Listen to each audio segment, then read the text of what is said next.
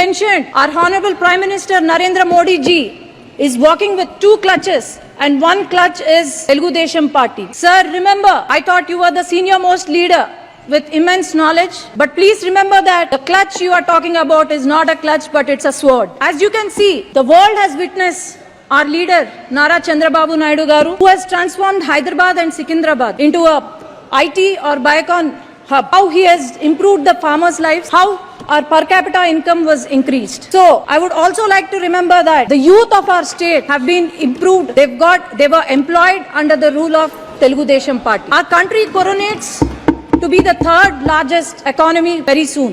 And I am sure Telugu Desam Party is going to become the jewel in that crown under the leadership of Nara Chandrababu Naidu garu, Pavan Kalyan garu, and the future of Andhra Pradesh Nara Lokesh garu.